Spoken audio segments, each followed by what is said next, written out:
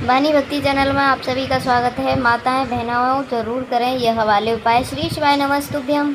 हर हर महादेव। दोस्तों, पूजनीय गुरुजी ने अभी अपनी कल की से महाप्राण की कथा में बुधवार के दिन किए जाने वाले 3 तुलसी पत्ते का एक ऐसा विशेष उपाय बताया है जो उन्होंने आज तक अपनी किसी भी कथा में नहीं बताया है। पूजनीय गुरुजी ने कहा है कि जब आपके हाथ तंग चल रहे हों, जब रुपए पैसे कहीं से भी ना प्राप्त हो पा रहे हों, जीवन में चारों तरफ से सिर्फ और सिर्फ परेशानियां आ गई हों, उनसे बाहर निकलने का कोई भी रास्ता ना दिखाई दे रहा हो, तो 18 जून 2025 बुधवार के दिन कर लेना 3 तुलसी पत्ते वाला यह उपाय। होगी हर मनोकामना पूरी, मिलेगी सभी दोषों से मुक्ति, इतना धन आएगा कि संभाले नहीं संभलेगा। माता लक्ष्मी और महादेव जी के आशीर्वाद से पूरे साल धन की बरसात रहेगी। दोस्तों, जैसा कि आप सभी लोग जानते हैं कि 18 जून 2025 यानी बुधवार को पड़ रही है आषाढ़ महीने की 7वीं तिथि और दोस्तों महीने की पहली तिथि है, क्योंकि यह बुधवार के दिन पड़ रही है और हमारे हिंदू धर्म में इसका बहुत ही और बड़ा और विशेष महत्व होता है। पूजनीय गुरुजी ने कहा है कि अगर कभी भी मौका लग जाए और आषाढ़ महीने की 7वीं तिथि बुधवार को पड़ जाए तो आप लोगों को सिर्फ और सिर्फ 3 तुलसी पत्ते वाला उपाय तो अवश्य करना चाहिए, क्योंकि इन दिनों तिथियों का सहयोग बहुत ही काम आता है। इसी के साथ दोस्तों गुरुजी ने कहा है कि जब भी आषाढ़ महीने की 7वीं तिथि पड़े तो आप लोगों को सिर्फ और सिर्फ 3 तुलसी पत्ते वाला उपाय तो अवश्य करना चाहिए। यह उपाय इतना खास है कि अगर आपने सही मुहूर्त सही क्रिया अनुसार 3 तुलसी पत्ते वाला उपाय कर लिया, जो प्राचीन काल के समय का महाउपाय है, तो मान के चलिए दोस्तों, आप महादेव जी के आशीर्वाद से आपके जीवन का जितना भी बड़ा दुख हो उससे आपको मुक्ति मिल जाएगी। आप कोई भी मनोकामना हो, मान लो आप नौकरी की तैयारी कर रहे थे तो नौकरी लग जाएगी, आपका बंद पड़ा व्यापार चल पड़ेगा। दोस्तों, आप जिस बीमारी से बहुत दिनों से परेशान थे उस बीमारी से आपको मुक्ति मिल जाएगी। आपके जीवन में धन आना शुरू हो जाएगा, आपके जीवन में धन आने के नए नए रास्ते खुल जाएंगे और मान के चलिए दोस्तों, फिर आपको किसी भी प्रकार की परेशानी का सामना नहीं करना पड़ेगा। इसीलिए दोस्तों 18 जून बुधवार के दिन आप लोगों को इस वाले उपाय को ज़रूर कर लेना है। भले ही आपने पूरे साल भर इस उपाय को ना किया हो, पर अगर आपने इस आषाढ़ महीने में पड़ने वाली 7वीं तिथि के दिन अगर इस वाले उपाय को कर लिया तो आपको इस उपाय को करने का वह फल मिलेगा जिसकी आपने कभी कल्पना भी नहीं करी होगी। इसीलिए आप लोग इस 3 तुलसी पत्ते वाले उपाय को एक बार ज़रूर कर लेना, ताकि आप लोगों के हाथ से यह मौका ना जा सके और आपको इस उपाय को करने का फल मिल सके। दोस्तों, यह उपाय पंडित जी ने अपनी अभी की ही से महाप्राण की कथा में बताया, जो इस उपाय को आज हम आपको बहुत अच्छे से समझाने वाले हैं। इस वीडियो को देखने के बाद इस उपाय को समझने के लिए आपको कोई और वीडियो को देखने की ज़रूरत नहीं पड़ेगी। तो दोस्तों, इस उपाय को आपको कैसे करना है, कहाँ कब करना है, कहाँ पर करना है और उपाय को करते समय आपको किन किन गलतियों को नहीं करना है और आपको किन किन बातों का ध्यान रखना है, यह सारी जानकारी हम आपको इस वीडियो में देंगे। तो चलिए दोस्तों, उपायों को शुरू करते हैं।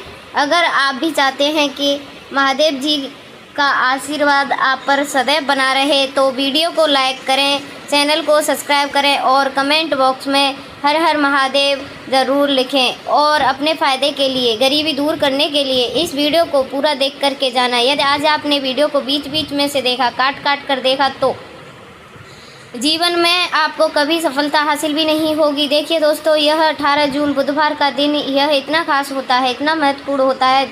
देखा गया है कभी कभी बड़े बड़े पूजा पाठ अनुष्ठान से जो मनोकामना पूर्ण नहीं होते, वह 18 जून बुधवार के दिन एक छोटे से उपाय कर लेने से ही आपकी मनोकामना पूर्ण हो जाती है। इस वाले उपाय को हमें करना किस समय है, इन 3 तुलसी पत्ते वाले उपाय को हमें इस बुधवार के दिन करना किस समय है, तो देखिए इस उपाय को करने का जो समय है वह सुबह का समय है और शाम का समय भी है। अब देखिए, यहाँ पर हम मुख्य रूप से सुबह का समय नहीं बोलेंगे, क्योंकि 18 जून बुधवार 7वीं का दिन है और इस दिन प्रदोष काल के समय का बहुत महत्व होता है। बाकी अगर सुबह के समय भी करेंगे तो भी अच्छा होगा, उसमें कोई दिक्कत वाली बात नहीं है।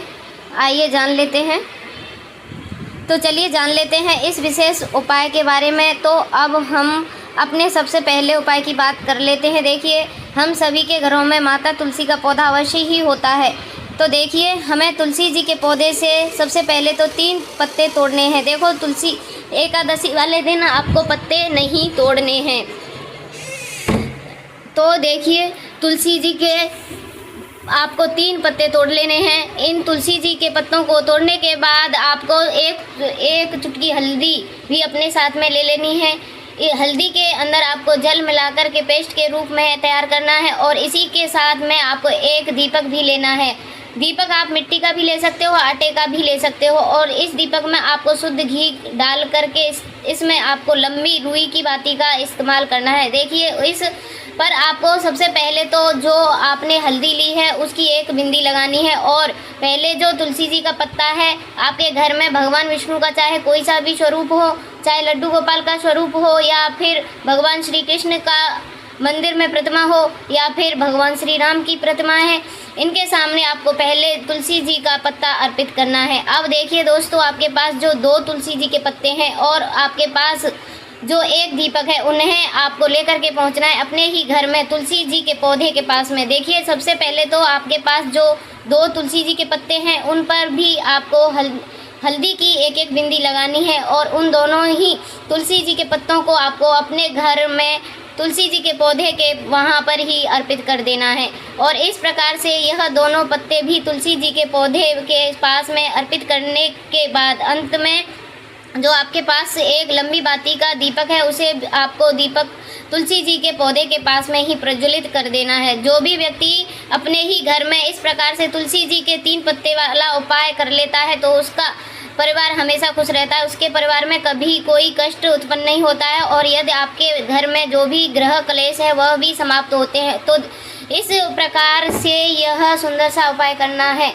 जो भी उपाय है बहुत सर्वश्रेष्ठ होने वाला है। देखिए, इस उपाय के लिए आपको मात्र 5 हरे मूंग के दाने लेने होंगे। सप्तमी तिथि और यह बुधवार के दिन पड़ रही है, इसीलिए आपको 5 हरे मूंग के दाने लेने हैं। हरे मूंग के दाने आपको साबुत लेना है, खंडित नहीं होने चाहिए, इस बात का भी ध्यान रखना है। इसी के साथ में आपको एक तांबे के पात्र के अंदर अपने घर से शुद्ध जल लेना है। अब दोस्तों, इन सभी सामग्रियों को लेकर के आपको सीधे पहुंच जाना है भगवान शिव जी के मंदिर में। देखिए, इस उपाय को भी आप सुबह भी कर सकते हैं और शाम के समय भी कर सकते हैं।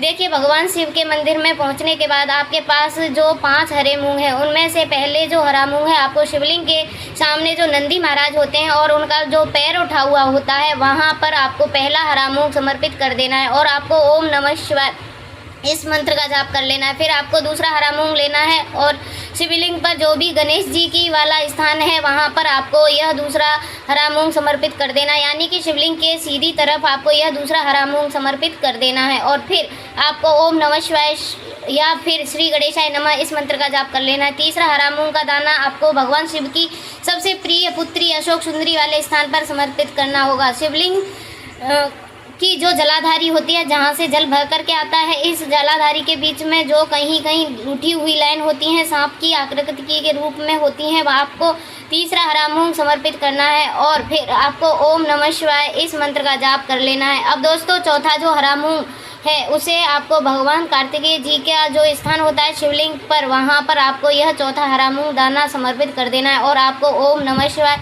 इस मंत्र का जाप कर लेना है। अब दोस्तों, आपके पास जो 5वां और अंतिम हरा मूंग बचा हुआ है उसे आपको उस जल के पात्र के अंदर डाल देना है और इस हरे मूंग से युक्त जल से आपको भगवान शिव की शिवलिंग का अभिषेक कर देना है। जल आपको बिल्कुल धीरे धीरे समर्पित करते जाना है और लगातार आपको शिव महापुराण के मूल मंत्र श्री शिवाय नमस्तुभ्यम इस मंत्र का जाप करते रहना है। फिर आपको शिवलिंग के पास में बैठकर यदि आप अपने बच्चों के लिए यह उपाय कर रहे हो, यदि आप अपने बच्चों की बुद्धि ज्ञान विवेक के लिए उपाय कर रहे हो तो उसके लिए आपको प्रार्थना कर लेनी है। फिर व्यापार में वृद्धि करने के लिए यह उपाय कर रहे हो तो आपकी कामना करते हुए आपको प्रार्थना कर लेनी है, या फिर अपनी नौकरी के लिए कर रहे हो या फिर अपने इंटरव्यू के लिए कर रहे हो, फिर धन की प्राप्ति के लिए कर रहे हो, तो जिस भी कामना के लिए आप उपाय कर रहे हो उस परिपूर्ण करने के लिए आपको महादेव से प्रार्थना कर लेनी है और फिर आपको वापस अपने घर आ जाना है।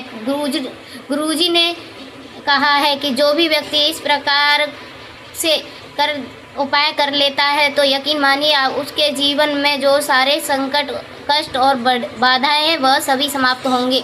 आप दोस्तों, हम जान लेते हैं तीसरे चमत्कारी उपाय के बारे में।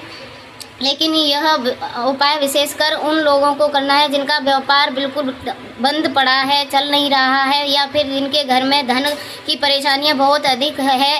साथ ही साथ जिसका जो बुध ग्रह है वह कमज़ोर अवस्था में है, तो उन्हें यह उपाय करना है चाहिए। बुध ग्रह को मजबूत करने के लिए आपको विशेषकर यह उपाय करना है। देखिए, इस उपाय के लिए आपको मात्र एक प्यारी सी बेलपत्र लेनी होगी। बेलपत्र जो है वह कहीं से भी खंडित नहीं होनी चाहिए। बेलपत्र यदि आपको प्राप्त नहीं हो पाती है तो आप भगवान शिव की शिवलिंग पर चढ़ी हुई बेलपत्र को पूर्ण शुद्ध जल से धोकर के प्रयोग कर सकते हैं। इसी के साथ में आपको मात्र एक हरा मूंग लेना है। हरा मूंग भी आपको साबुत लेना है, खंडित नहीं होना चाहिए। और इसी के साथ में आपको एक तांबे के पात्र के अंदर शुद्ध जल लेना है।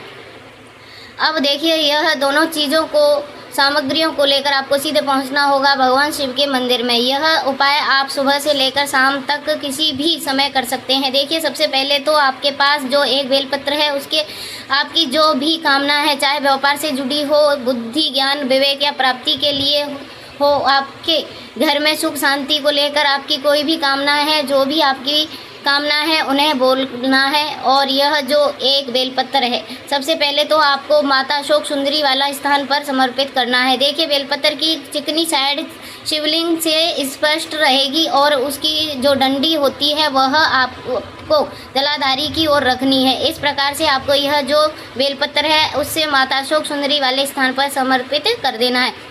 अब दोस्तों, आपके पास जो एक हरा मूंग का दाना है उसे आपको आपकी जो भी कामना है उसे बोलते हुए उस हरे मूंग दाने को आपको उस जल पात्र के अंदर डाल देना है।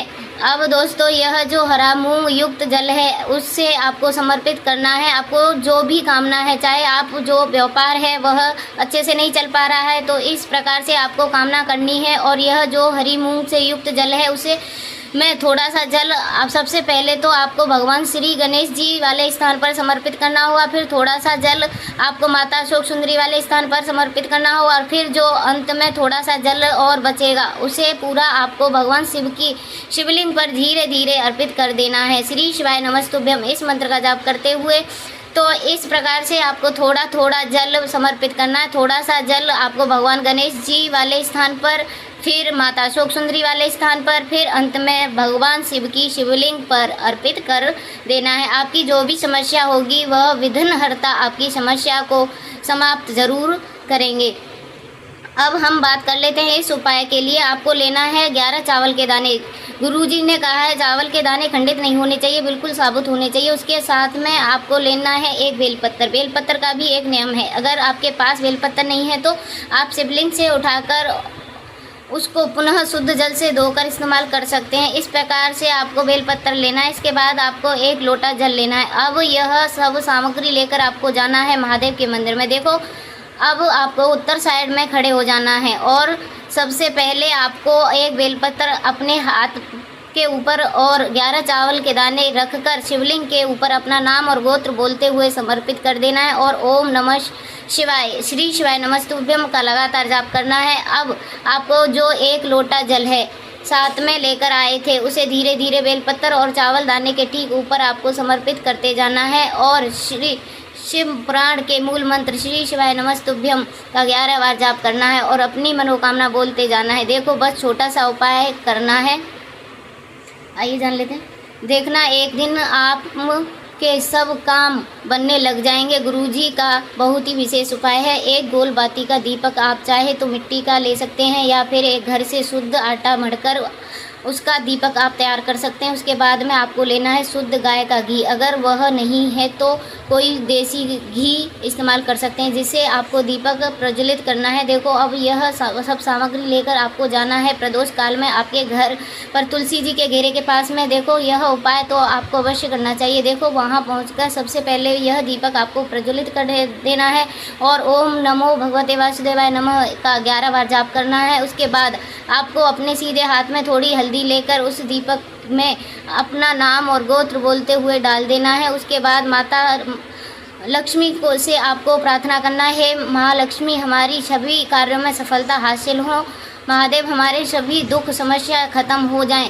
यह छोटा सा उपाय है, आप करके देखना। अगर आपको हमारी वीडियो अच्छी लगी हो तो वीडियो को लाइक करके वाणी भक्ति चैनल को सब्सक्राइब कर लेना। मिलते हैं नेक्स्ट वीडियो में नए उपाय नई जानकारी के साथ। तब तक के लिए हर हर महादेव, जय महालक्ष्मी।